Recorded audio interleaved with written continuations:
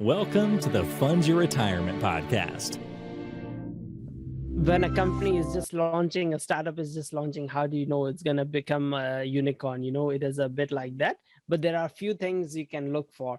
First of all is that, do they have a team or does the team have a record? That's the first thing.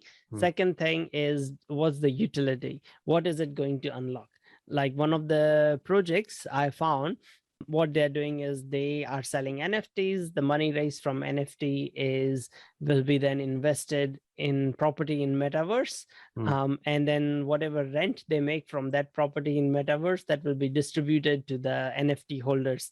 That will go in a DAO, and then that money will be distributed. People are doing the same thing for real world properties as well.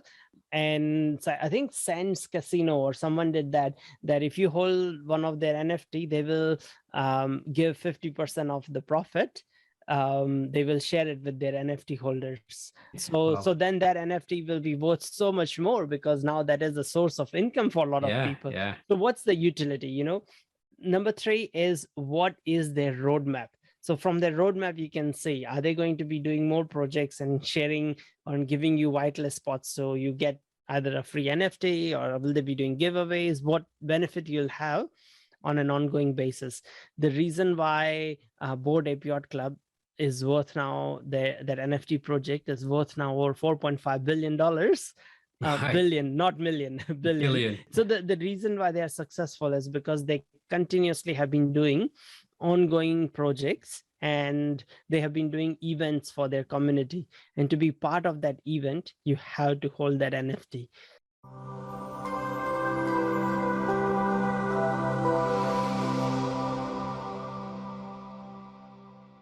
Welcome to the Fund Your Retirement podcast. I'm really pleased to be the co-founder of Fund Your Retirement, welcoming you back to your weekly insights from our expert guests in finance, business, and wealth building strategies, helping you fund your retirement.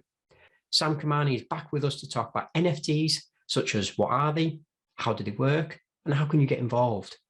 Sam shares both the upside of NFTs and the downside, and why he believes the market for NFTs will exponentially grow in the next few years. Sam, welcome back. Thank you for coming back to the show. Yeah, no, it's great to be back. And yeah, looking forward to our conversation. As always, a joy and a pleasure to talk with you, Lee. Brilliant, Sam. Yeah, so I mean, after last episode, you left us on a cliff edge regarding NFTs. Yes. If you can remember, you said it was the best performing asset in 2021, and not just any asset, of all the assets. Yeah, even more so than the altcoins and cryptocurrencies and all that. Yes. Yeah. So because there have been people who have bought it for who have bought NFTs for $70-$80, who are worth now $5-6 million. You don't get that sort of a return in crazy, a traditional stock market. But then at the same time, the risk and return are correlated kind of thing, or proportional to each other in a way, because there are lots who have lost. You're putting 200-300 on an NFT when you're minting it first time. You have no idea. It could go to zero. So it has been a sort of a gamble. However, there are ways to find out, which projects are good, where you should invest, and all that we can talk about. But I would let you take the lead and ask me any questions you have. Well, you covered your experience, your knowledge and experience, and everything in part 1, so we don't need to go there. So, Sam, what are NFTs? Yeah, so, okay. NFTs, I mean, in very simple terms, it means non-fungible tokens. But to understand that, let's look at the term fungible, because it was not used in our day-to-day English language prior to this last year. So to understand what is fungible and what is non-fungible first, then we can look at the token side of things.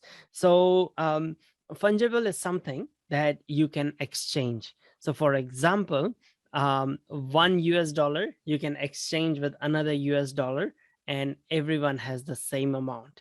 But a one unique painting, you cannot exchange with another unique painting, even from the same artist, because they are non-fungible. give you another more sort of our day-to-day life example, which we might use is, say, what car do you drive, Lee? Or if you even drive, do you drive a car? Yes, I do. Yeah, we drive an Audi. Which one? Audi A4.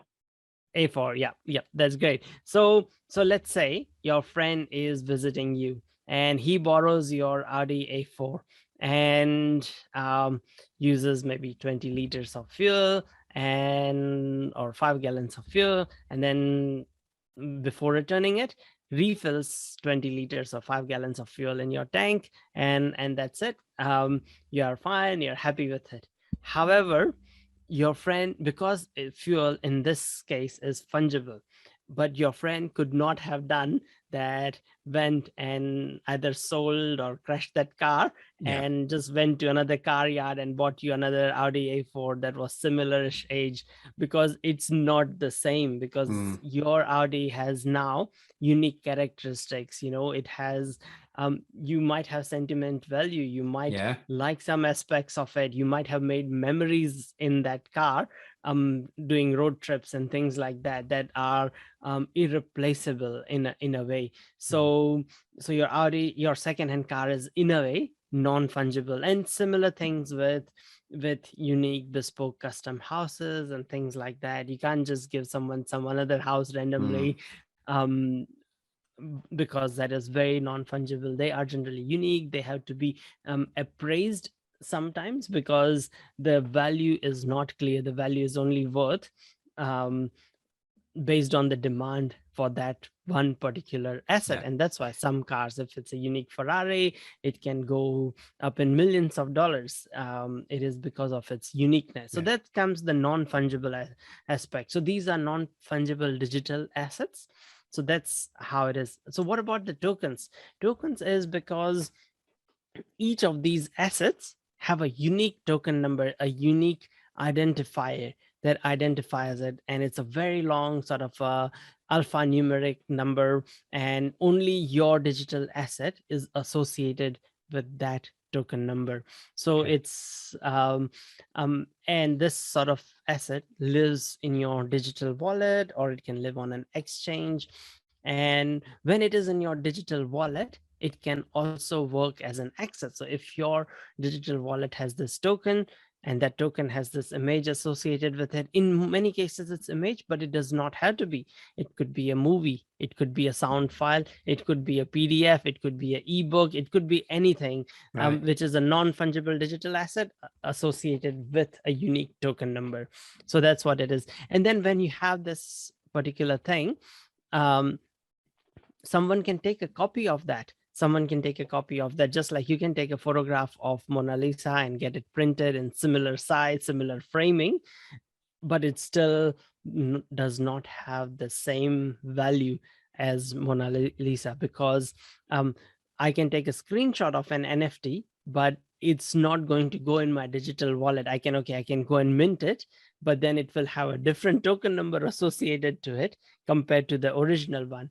And so if the original creators of it decide to give some access or give some additional value, that, hey, you hold this NFT, here's our next NFT free for you, only the original holder is going to get, because they have the original holder's token number in there. Or and with blockchain, you can go and examine that token number and who has owned in past, who it has been sold to, and all that chain you can see in the blockchain of where the token has gone and where is currently is residing. And so someone who has taken a screenshot is not in that blockchain anywhere. Their trace is not there. So that's why it is, in a way, it gives it a unique value. You're pretty much buying that token, and that token could have access attached to it. It could have history attached to it, and which is visible in blockchain by anyone in the world. So hence, NFTs. NFTs, brilliant. Yes, yeah, non-fungible tokens. Non-fungible. So it's. Am I right in thinking that it all comes down to this code that people own in their wallet? That's what it all comes down to. The ownership of that code. That's where yes, the value is in what is actually the code is attached to, but the owner of that Yes, code owns the value absolutely. of So if whatever it's someone attached else, to. exactly, if someone else has it in their digital wallet, that code goes there, they have all the value. So you could still have that image saved on your desktop. It does not matter. Yeah, you can make, just like we can make as many prints and copies of Mona Lisa, we are not going to get that value. Just like Ferrari does it for, so if you, every now and then Ferrari releases hyper rare, maybe 1 of 10, or 10, like only 10 particular model of 10 models. And then to own that sort of hyper rare Ferrari, you have to own 2 or 3 other Ferraris in past, and then they have your name record that you bought these 3, you own these 3, you have not modified these 3 and all that, and then they will sell you this hyper rare for $2 million, which you can sell in 30 years for $68 million. So that's precisely how NFTs work. You have purchased an NFT or an holder of an NFT, the same group of people come up with a new project, they will reward or they will whitelist you to own a new one of their NFTs. So that's how it works. Okay, so you've mentioned there a couple of times images. Now, yes, are attached to this code, is there only images, or is how wide is this universe that people can own that is attached to this code? It's growing every single day, so you can attach to anything. So you can think of it as a, there are 2 ways of storage. Okay, so there is the token could be a link to I'm trying to explain it in simple terms. It could be a link to something that is stored on a database. So that token could be a link to something stored somewhere, like an image stored somewhere, or it could be the whole token and the image associated with it could be stored on the blockchain, stored on chain itself. Storing on chain is more expensive, so transactions become more expensive. Generally, this is the rule of thumb. There's always exceptions. So the thing is that because things are now starting to get stored off chain as well, you can store anything. You could store a whole database somewhere. You could have a ebook, you could have PDF, music, music files, videos as well. Yeah, music videos, everything. So the code could be attached to videos, music files, PDFs, books. Yes. Right. Yes, you can think of it like that. Yeah, it's just, you can think of it as a link, and you own that link, and only you own that link. So if that book, we call it an ebook, but it might not be called an ebook anymore. If that book goes viral and becomes a bestseller in the digital asset world, whoever owns that code, you have all the rights and the returns of that. It is a bit more complicated than that, because I'm sure it is. because you specify a smart contract related to that code, where details of the ownership and things are associated. Some of them are valid, some of them are not. So you have to look at the smart contract if you're going into that detail. Most people who are buying at the moment are just buying few songs here and there from the artist to support those artists. So an artist comes up with a small jingle or something, and then they sell on there are lots of marketplaces, and then they sell those on a marketplace for $200, $100, $50, something like that. And and a lot of them just do it just like like Patreon, but this way the people who are funding the artists get some value in return. They get a digital asset in return. So that is what is being happening in the music scene a lot. Most of the NFTs I saw in the music world are going for under $200. So it's not a big amount. A lot of them just going for $30, $20, $15, which is like a buying back in the days CD. So but this is just another way of monetization. Is it a way of supporting that creator? So that creator says, hey, listen to my music, and then they can sell tokens, NFTs, and the audience might only be small, can buy tokens, and they own a percentage or a piece of that music. it goes one stage further. You could always sell MP3s, you could always sell CDs, just send them, post them.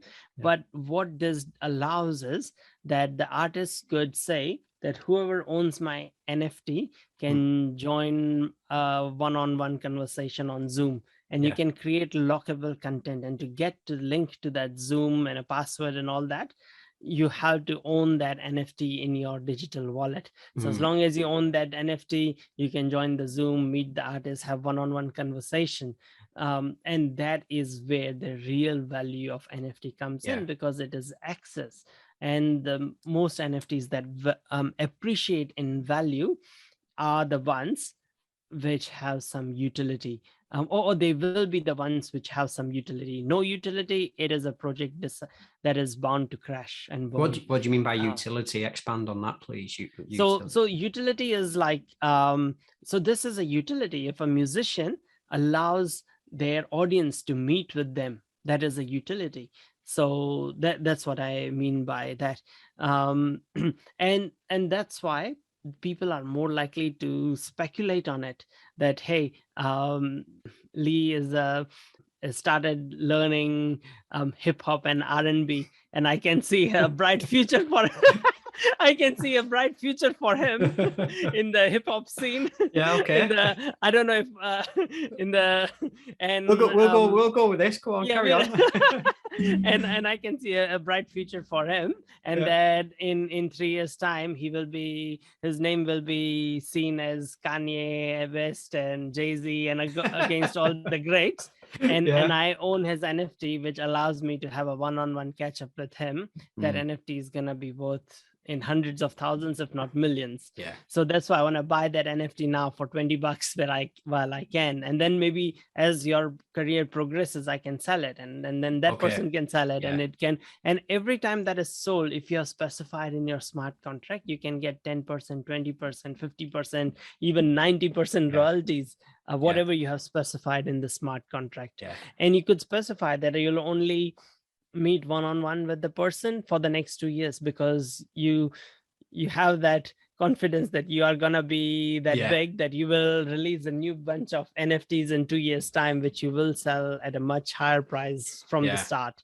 So there is a lot of things that you can do, and all this is an example of utility. This is not only selling just a JPEG image, and that's it, and then that's it, then it's done.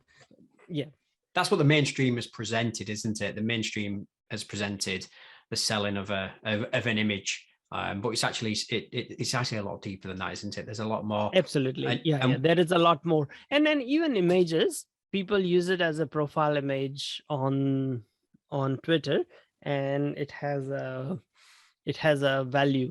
I mean, because it's just like these are your digital clothes in a way, and people spend a lot of money to show that they can afford Louis Vuitton or Gucci or whatever it is. So this is just that.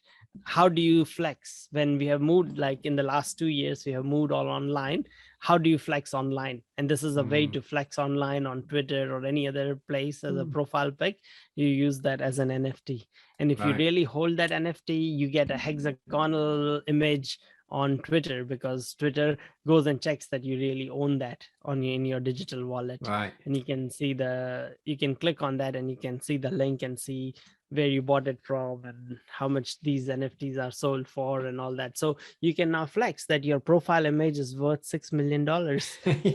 You couldn't flex that before. Previously, the only way to flex was, driving a Ferrari down Beverly Hills Boulevard or whatever. Yes, exactly right. So I mean, when we lived in the offline world, there were offline ways of flexing. Now there are online ways of flexing, and media will always be more fascinated by how people flex, and that's how JPEGs are, how people are flexing. So that's why they have been covered a lot more in media than the other utility. Yeah, yeah, that makes sense. Yeah, and It's I like guess that's why you would see all the rappers there have got all these stacks of cash, even though a lot of them are fake cash bought from AliExpress for $5, fake stacks of cash and all that sort of. They want to portray that lifestyle, and so that's why now all the rappers and musicians are getting in the NFT game, and even the sports stars and stuff, because that's what they are doing for their Twitter profiles. They all have this expensive NFT, which is worth $10 million, whether it's Serena Williams or Steph Curry, who's an NBA player, or they all have an NFT as their profile picture on Twitter, because that's how they flex now. This is the new flex. Sports star used to buy like Rolls Royce and all these G-Wagons and all these stuff, like even in the footballers in UK, but soon, very soon, they all will have a different NFT, which is worth millions of dollars as their profile pic on Twitter. And then anyone can go and click and see the ownership, that yes, they are the real owner, and they can trace the history that they bought for 500,000 and now it's worth 10 million or whatever and stuff. So where are people buying these NFTs then? You can buy them so many places. OpenSeas is the biggest one. Then OpenSeas, as in OpenSea.io. Just a second, I'll just confirm the spelling for you, because you have to always watch out for the right spelling, and you don't end up in a after that last podcast, we need to make sure the spelling is correct. Open, and I'd just like to say a disclaimer here: C. anything we say here is actual for education, and so if it is spelled wrong, yes, and not investment advice. I don't want you to sell your house and put it all in NFTs. We're just sharing information. and then tomorrow there is a much wider war and everything goes to zero. Yeah, exactly. So what's it spelled? So it's OpenSea.io. It's OpenSea.io. Then just a second. The other one is Super Rare. Superrare.com. Okay. It is another place. And they're NFT marketplaces. Yes, these are NFT marketplaces. There are thousands of NFT marketplaces where you can buy and sell NFTs. Then there is SolSea, SOLSEA, SolSea. Yeah, okay. .io. That is a Solana based marketplace to buy and sell. How would you value them? How would you anticipate that this particular NFT or this project that's producing NFTs has the potential to become maybe not 6 million, but maybe triple 10x your money, 10x 100x your money, say? Yeah. So it's very it's like when a company is just launching, a startup is just launching, how do you know it's going to become a unicorn? It is a bit like that. But there are a few things you can look for. First of all is that, do they have a team? Or does the team have a record? That's the first thing. Second thing is, what's the utility? What is it going to unlock?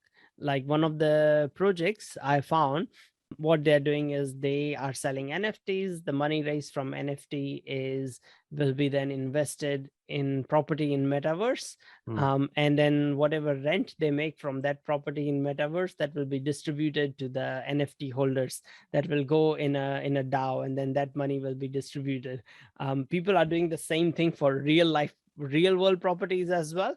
And so I think Sands Casino or someone did that if you hold one of their NFT, they will give 50% of the profit. They will share it with their NFT holders. So then that NFT will be worth so much more, because now that is a source of income for a lot of people. So what's the utility? Number 3 is, what is their roadmap?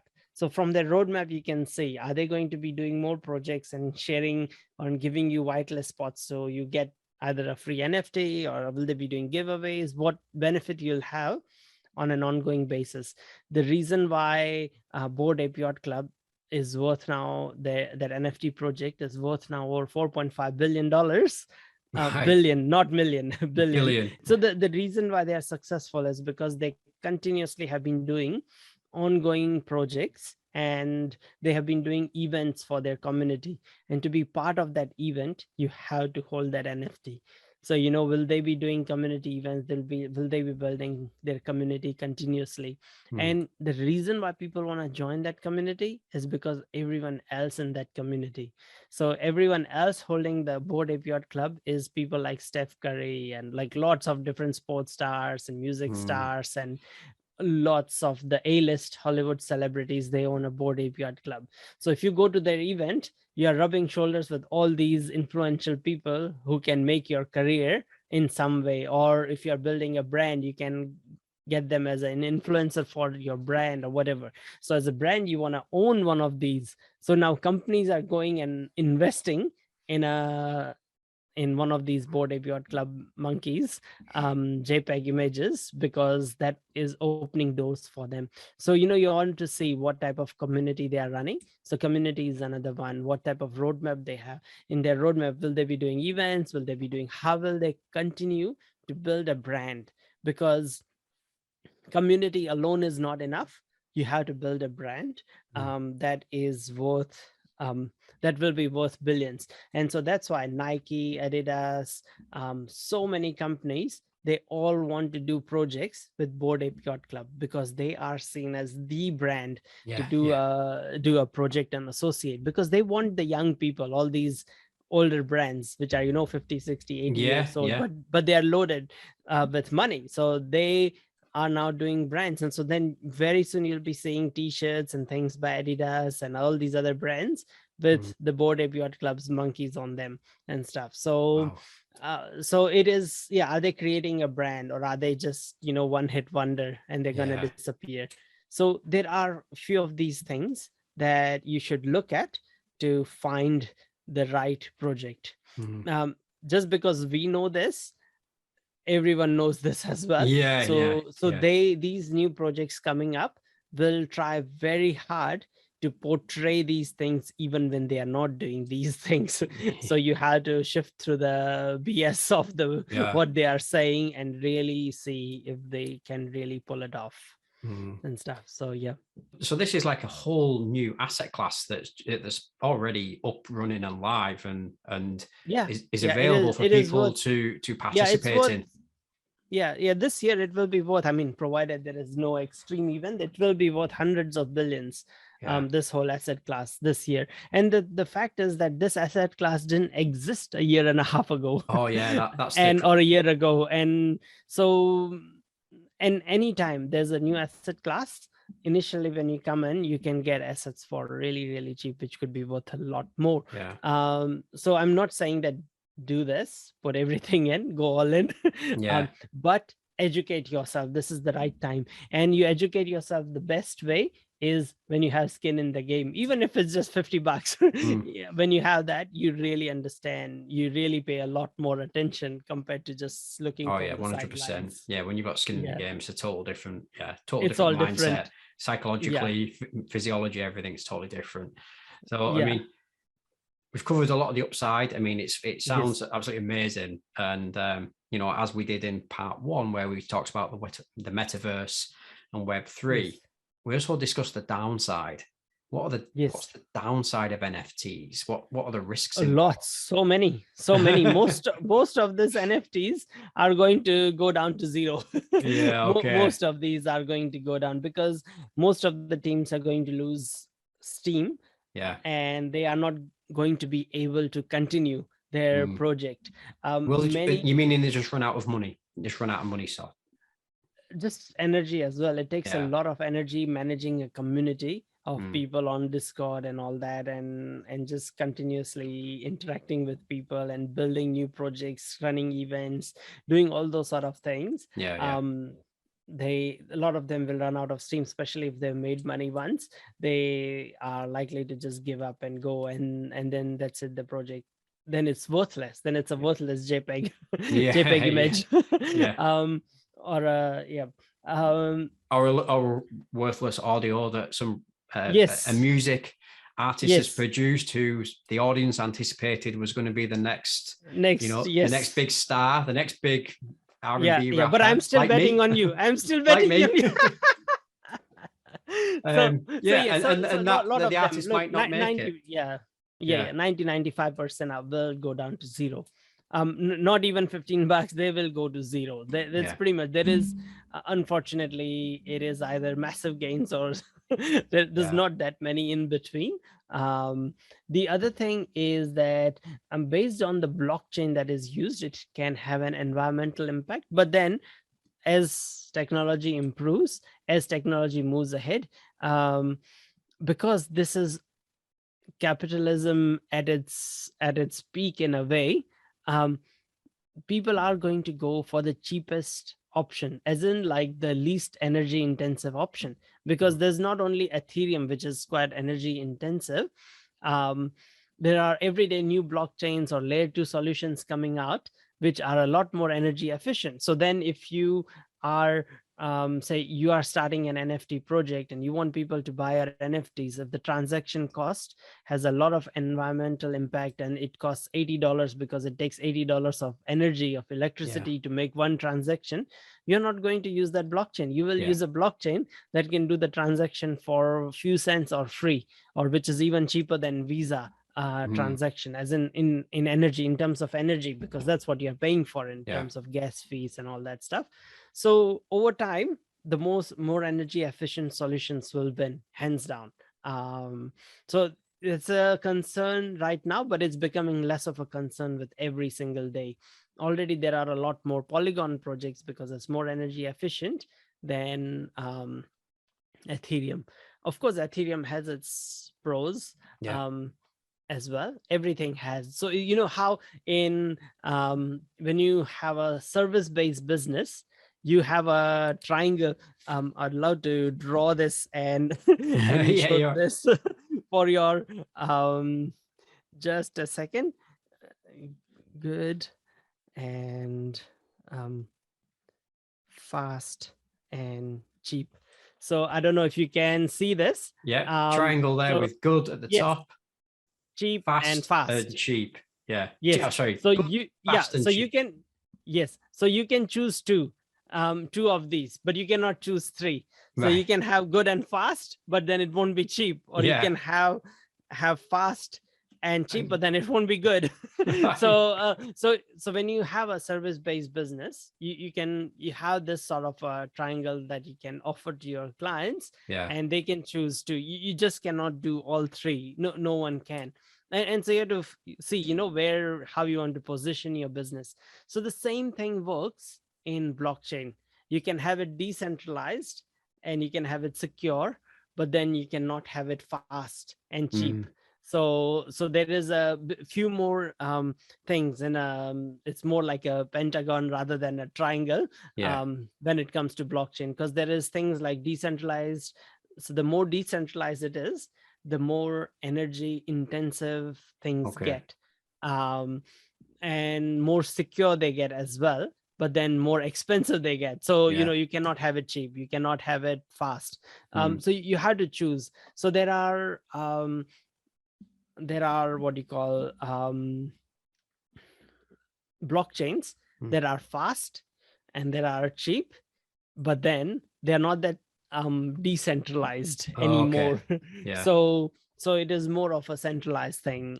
So that's pretty much the same thing. So there are pros and cons, but in a financial market, people will choose the best alternative, and every day the technology moves forward. It doesn't wait for anyone, and there's a lot more things coming up in as we go. We are still just like few years in. Like Ethereum is maybe 5 years old, or I don't know, or maybe a few more, but years older, but it's still very, very new. I don't know if anyone even remembers when mobile phones in 1980s were just 10 years or 20 years old. They were like massive bricks. They were massive bricks, and they didn't have a big screen, they didn't have apps, they didn't have any of that. So we're still just 10 years in this technology, and in reality just 3 or 4 years. In 10 years time, this will look completely different. We cannot imagine. Most people, when they were using those brick Motorola phones or those car phones, they couldn't imagine the iPhone. They could not imagine the iPhone with the apps and things, because apps weren't a thing even on a computer in the same way as they are today. You had to go and get a CD and connect with a USB cable and then download an app or download a software, and same thing for phones. So it will look very different. Yeah. The world will look very different. So that's why it's very hard to predict. I was just going to say, but yeah, because this technology is moving so quickly, so fast. Yes. Do you think that this is a changing of the guard in terms of this is a new generation coming through with new ideas and the way that they view the world and the way they've been brought up in the world and their understanding of technology versus the older generation who perhaps, well, they don't understand this technology. Hence, we're having this conversation to try and share that information. Yeah, it's like, I don't know, have you ever had to provide IT or tech support to your grandparents? All the time. And yes, and teach them something, and to them how it was so foreign. And is the same thing now. Us finding a lot of these things in the Web3 very foreign is because we didn't grow up with it. We grew up with the world of Web 2, so using Windows based or Mac, and it's very easy. Using mobile phones just comes naturally. Read and write, like you said, read and write and post pictures, sort of things. Yeah. So all that and share and all that came very naturally to us because we grew up with that. Our parents, grandparents didn't grow up with that. So it's very unnatural way of doing things when they had only used newspapers and physical things and stuff. So this is the new way, and for the next generation, for a lot of them, it's gonna be normal. This is just how they do. This is how they will log into every site, like how we did sign in with Google and sign in with Facebook. They're gonna just do sign in with MetaMask or some other digital wallet in future. Who knows which one? But that's gonna be normal. And they'll be in it. Their avatar will be in the metaverse, and they'll have their NFT trainers on, their NFT Gucci shirt that's signed by some famous rapper, Lee Cleesby. Yes, we know who that is gonna be. You'll have the tokens, the ownership too, the non-fungible. You'll have the NFT too. So there you go. We've just explained what NFTs are there. Yes, absolutely. Yeah, brilliant, Sam. I'll have to move this too sunny, too bright. First world problems. First world problems. Yeah. Yes. Oh, brilliant, Sam. I mean, that is,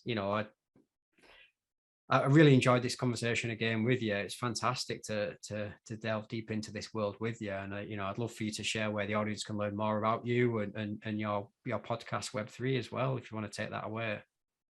Yeah, sure. So just look for Web3 with Sam Kamani on any audio platform, and you'll find the podcast. I talk a lot about metaverse, NFTs, how you can what are the scams in this space, how you can be safe, how you can find new opportunities in this space, all sorts of things. So you can find that out, or you can just look for me, Sam Kamani, on Twitter or LinkedIn or any platform, and you should find me and reach out to me. My DMs are open on nearly every platform.